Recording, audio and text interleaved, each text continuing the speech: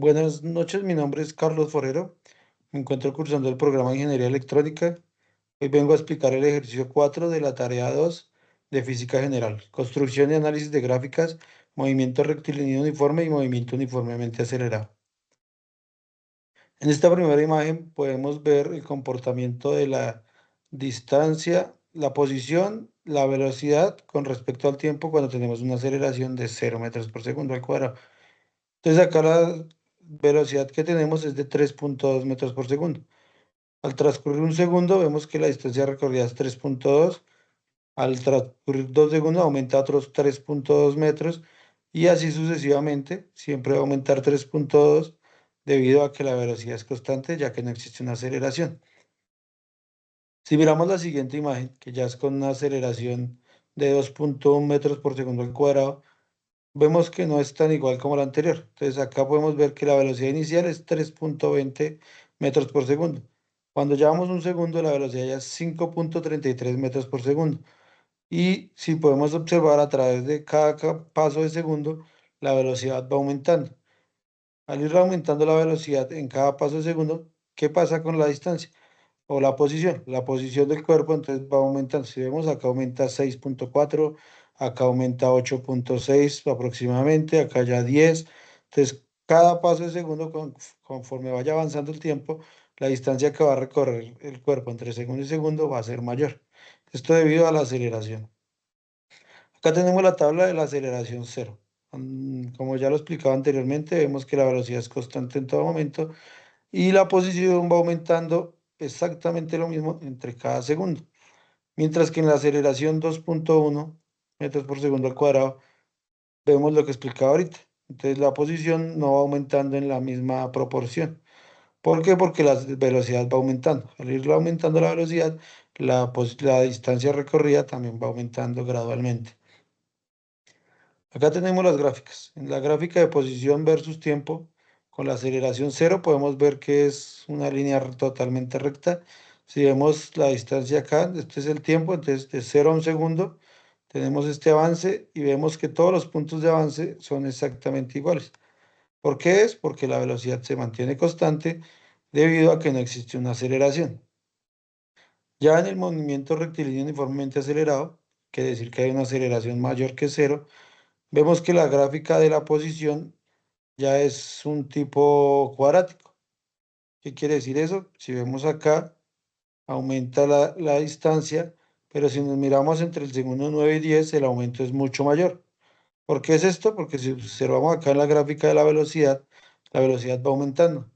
En el primer instante, la velocidad inicial es 3,2. Acá en el segundo uno ya vemos que aumenta. Y en el segundo 10 ya vemos que llega casi a 25 metros por segundo.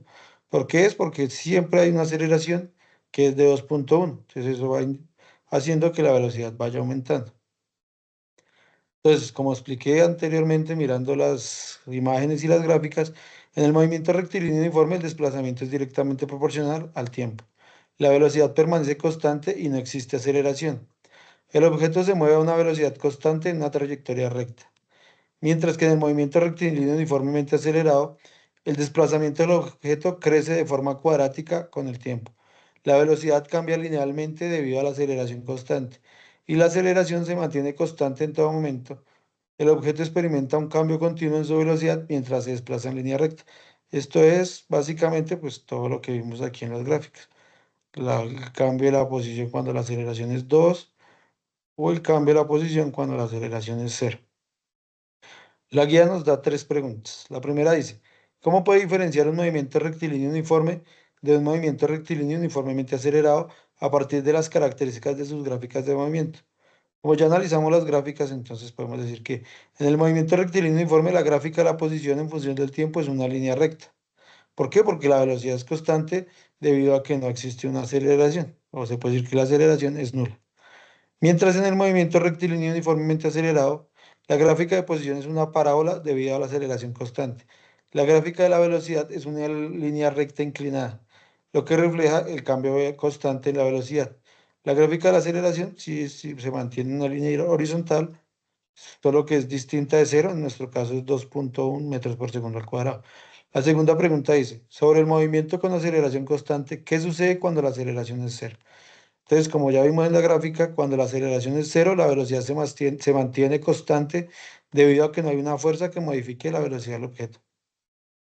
La tercera y última pregunta dice, ¿qué representa el área bajo la curva de la gráfica, velocidad versus tiempo en cada caso? Entonces, pues vamos a mirar las gráficas velocidad versus tiempo. Acá tenemos la velocidad versus tiempo cuando la aceleración es cero. Vemos que el área bajo la gráfica es como un rectángulo. Podemos evidenciar que como la aceleración es cero, entonces la velocidad es constante. Es una línea recta porque es constante, no tiene variaciones, ni aumenta ni disminuye. Mientras en la gráfica de la velocidad versus tiempo, acá vemos una especie de triángulo. Entonces, ¿qué observamos aquí? Que la velocidad va aumentando respecto a la aceleración. Entonces, acá también el área bajo la curva podemos ver, acá en el primer segundo tenemos esta área, acá en el segundo 5 ya es un área mayor y finalmente en el segundo 10 pues tenemos un área totalmente mayor a todo lo anterior. Si acá tuviéramos una gráfica con 20 segundos, pues seguramente de los 20 segundos la velocidad del área sería mucho más grande. Eso es todo lo del ejercicio 4. Muchas gracias.